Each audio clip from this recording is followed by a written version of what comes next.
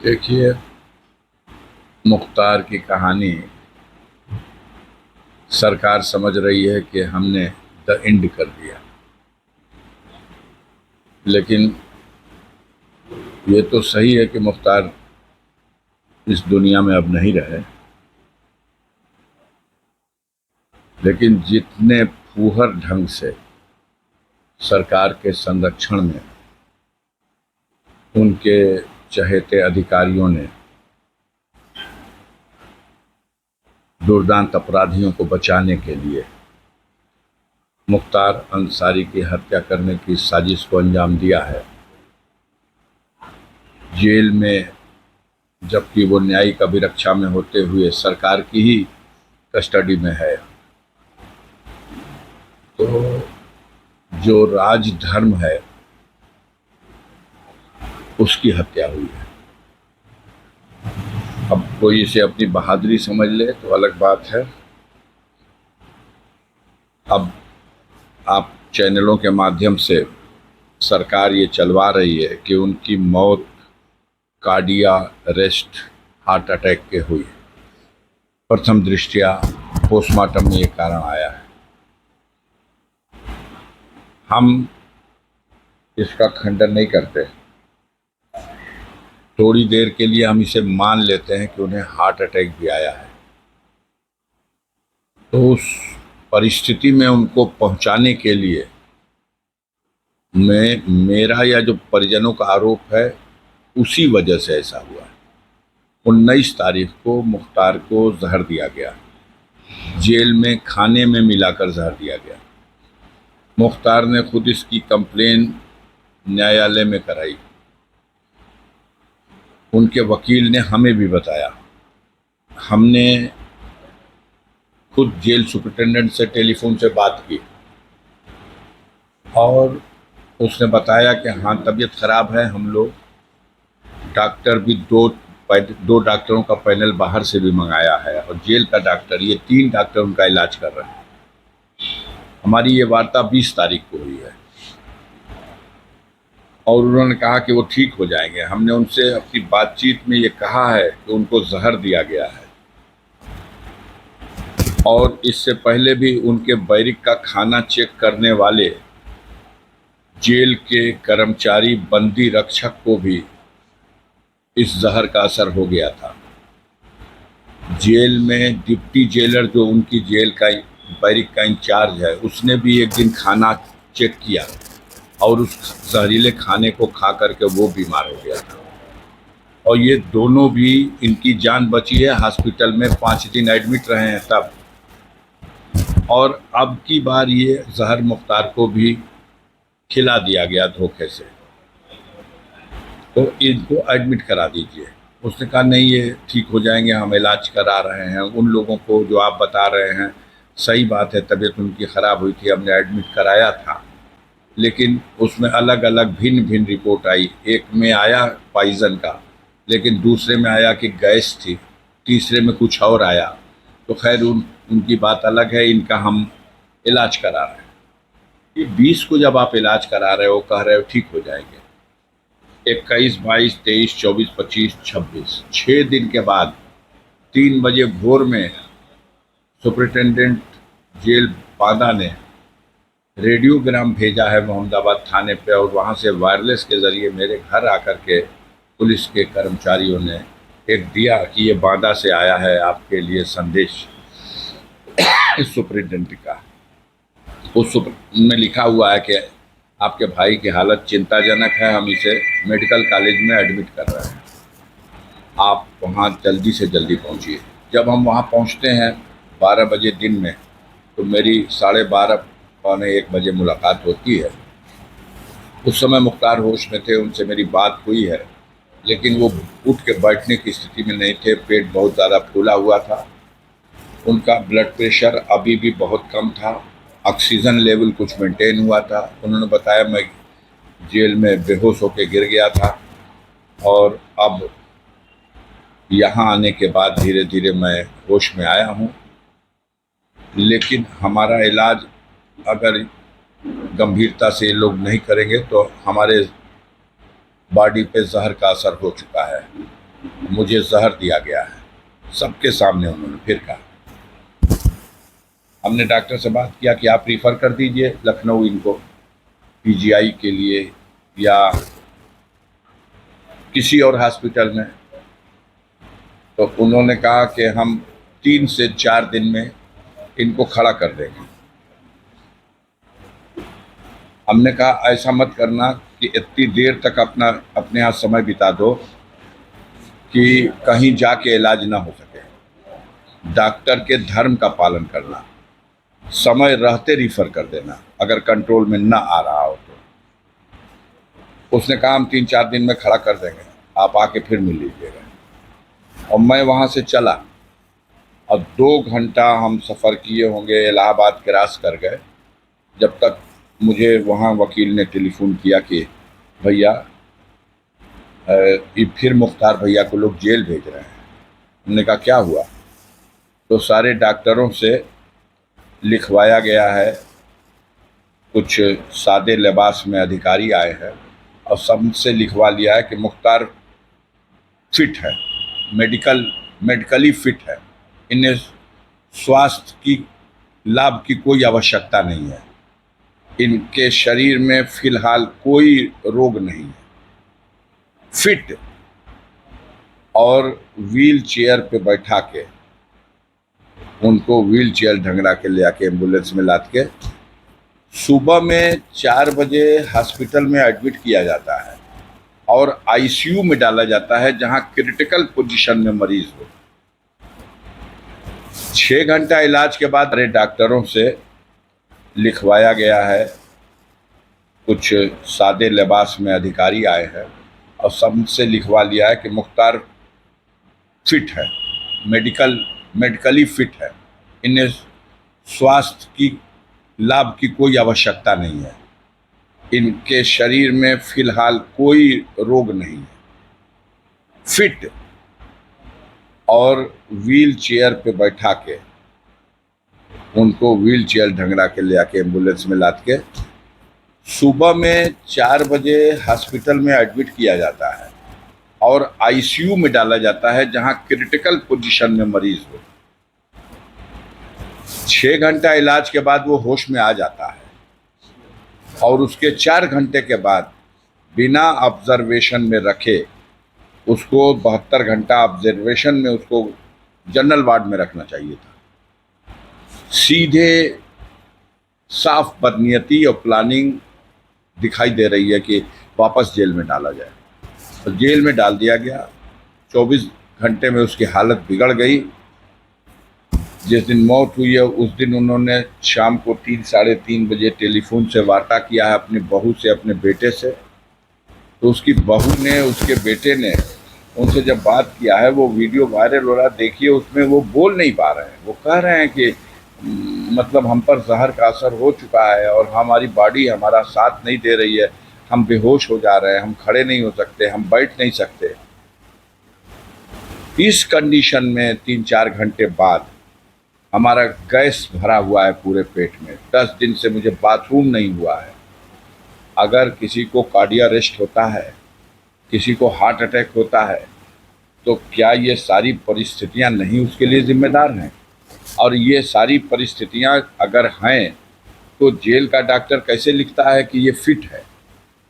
तो डॉक्टर की, जेल के प्रशासन की और सरकार में ख़ास तौर से ये जो सादे भेष में घूमने वाले एलआईयू के लोग हैं और एसटीएफ के लोग हैं, इन सब लोगों ने वेल प्लान्ड तरीके से उनका मर्डर किया है। मेरा स्पष्ट आरोप है। और सुनिए, ये पॉइजन की बात आई है कि पॉइजन की वजह बनी है।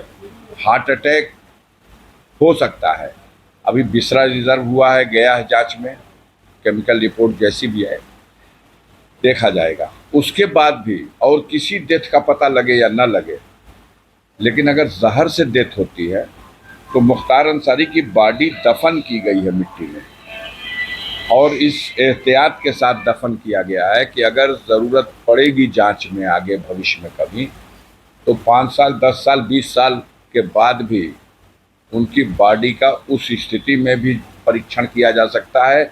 एक बाल और एक नाखून भी सलामत मिलेगा तो उससे भी अगर पॉइजन से डेथ हुई होगी तो वो साबित हो जाएगा, क्योंकि आजकल टेक्नोलॉजी उस लेवल की मिल चुकी है वर्ल्ड में। तो जिन लोगों ने ये समझ लिया है कि मुख्तार अंसारी की कहानी डेड एंड हो गई, ऐसा नहीं है। कहानी तो अब शुरू होगी, कहानी तो अब शुरू होगी। आपने मुख्तार को बदनाम करने के लिए मीडिया का सहारा लेकर के इस सरकारी तंत्र ने झूठे मुकदमे लिखवाए, बदनाम करने के लिए झूठी कहानियां उनके साथ जोड़ी।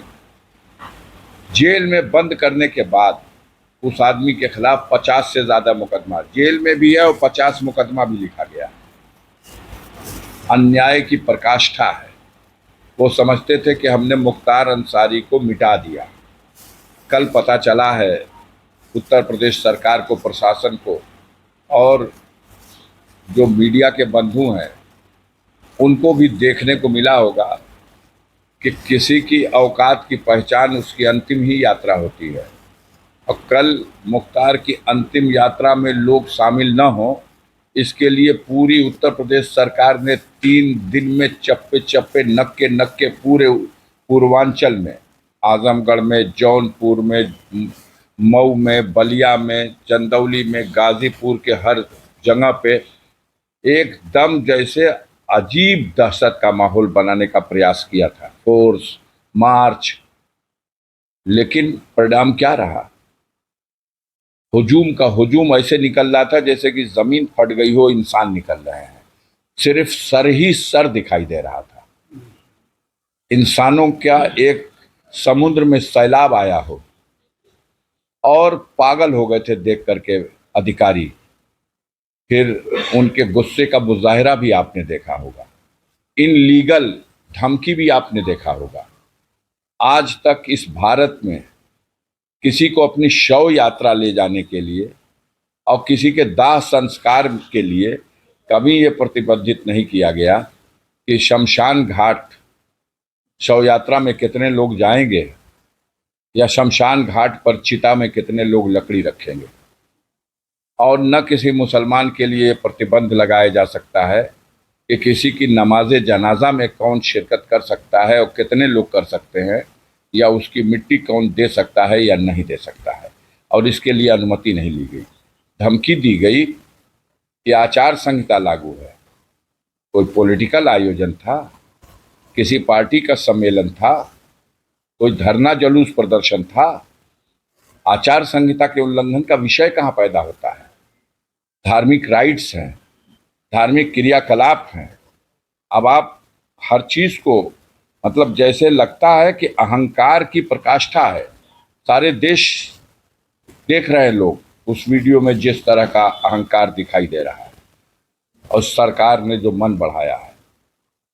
अब तो हम लोग मरमाहत हैं, हमारा भाई भी नहीं रहा, हम उसकी लाश कब्र में सुला के मिट्टी भी नहीं देंगे, मिट्टी लेने के लिए आपसे परमिशन लेंगे। ये स्थिति है। तो इस सरकार की उल्टी गिनती है ये अहंकार तो कंस को भी था, जो मथुरा नरेश था। नहीं, जेल जब वो कंप्लेन हुई थी, जब कंप्लेन किया मुख्तार ने कोर्ट में, कोर्ट ने संज्ञान लिया और रिपोर्ट मंगाई कि उसकी तबीयत खराब है और कह रहा है कि हमें जहर दिया गया है, तब एक ही जेलर था बांदा जेल का, वो जेलर सस्पेंड किया गया, 2 डिप्टी जेलर सस्पेंड किए गए।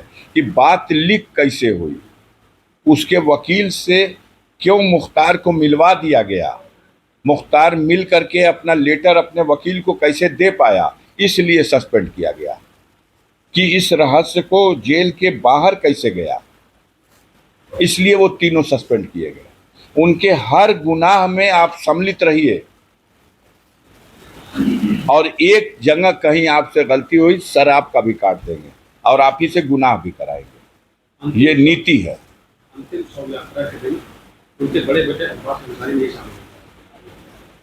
दुर्भाग्य है सबके लिए, देश में कानून और व्यवस्था है। अब्बास कासगंज जेल में बंद हैं।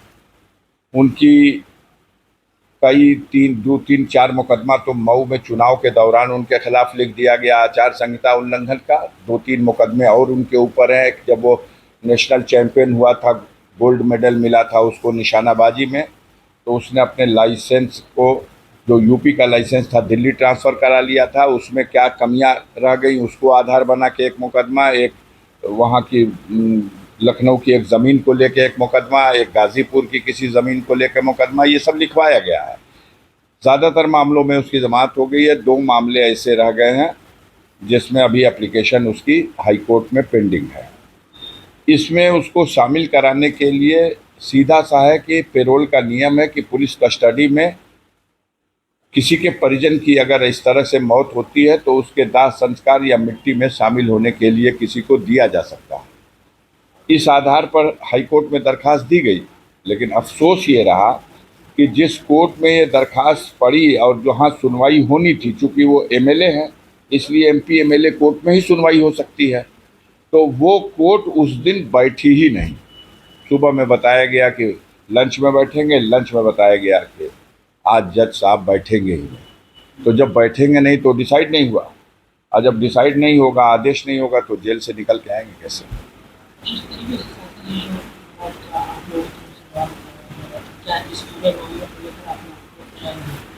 नहीं, ये तो हमारी लीगल टीम इस पे विचार कर रही है। सुप्रीम कोर्ट में एक मैटर ऑलरेडी मुख्तार अंसारी के बेटे उमर ने कर रखा है कि मेरे पिता को यूपी की जेल से किसी दूसरी जेल में शिफ्ट कर दिया जाए। और पहले भी सुप्रीम कोर्ट ने जब पंजाब की रोपड़ जेल से भेजा था मुख्तार को यूपी की जेल में, तो उस वक्त ये डायरेक्शन दिया था कि इसके स्वास्थ्य संबंधी इलाज पर गंभीरतापूर्वक जेल सुपरिटेंडेंट को जिम्मेदारी निभानी है और आवश्यकता पड़े तो कहीं भी भेज के इलाज कराना है। तो वो इस जेल स्टैंड कर रहा सुप्रीम कोर्ट का आर्डर। नया आर्डर जब ये हुआ तो इन्होंने स्टेट को नोटिस की, सुप्रीम कोर्ट ने। स्टेट ने बयानल्फी दी कि मुख्तार की यूपी के जेल में बहुत ही अच्छी सुरक्षा की व्यवस्था है। क्या क्या व्यवस्था है पूरा विवरण लिख करके दिया। माननीय सर्वोच्च न्यायालय ने उनको डायरेक्शन दिया कि ये जो व्यवस्था है इसकी फिर से समीक्षा किया जाए, और आवश्यकता किसी और चीज़ की है तो इसमें और वो सुरक्षा बढ़ाई जाए, और इस दरमियान में उनके स्वास्थ्य संबंधी सुविधाओं पर भी विशेष दृष्टि रखी जाए। उसके बाद ये हुआ है। 8 घंटे और 10 घंटे में व्यक्ति आता है, आईसीयू में भर्ती होता है, आईसीयू से वापस जेल में जाता है, जब वो व्यक्ति चलने फिरने की भी स्थिति में नहीं है। तो ये पूरा वेल प्लान्ड है और पूरी तरह से मिल करके इस तरह से ऐसा किया गया। बैठा लोते तो हमारा ये डिस्टर्ब ना होता। बैठ जाइए, हम बात कर लेंगे आपसे, इनको कहिए बंद करा दें। सर, तमाम नेता सांत्वना देने पहुंचे थे, आज स्वामी प्रसाद मौर्य भी आपके पास आए। स्वाभाविक है, स्वामी प्रसाद मौर्य उत्तर प्रदेश विधानसभा के सदस्य रहे हैं, उत्तर प्रदेश विधानसभा में मंत्री रहे हैं। मुख्तार अंसारी उत्तर प्रदेश विधानसभा में 1996 से लेके 2022 तक विधायक रहे हैं।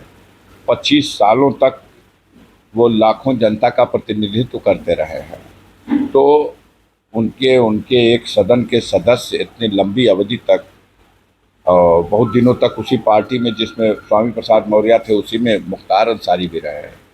तो एक ऐसी दुखद घटना है, आम लोग विचलित हैं, और उसी कड़ी में स्वामी प्रसाद मौर्य भी अपनी संवेदना व्यक्त करने के लिए आए थे। 40वां कार्यक्रम का क्या स्पीच आप संसारी के लोग जाएंगे? देखिए, कोशिश की जाएगी, अभी से कुछ नहीं कर सकते। हम 40 दिन का इंतज़ार नहीं करेंगे। हम तो चाहेंगे कि हफ्ते 2 हफ्ते के अंदर हम ज़मानत, रेगुलर ज़मानत पर भी उसको निकालने की कोशिश करें।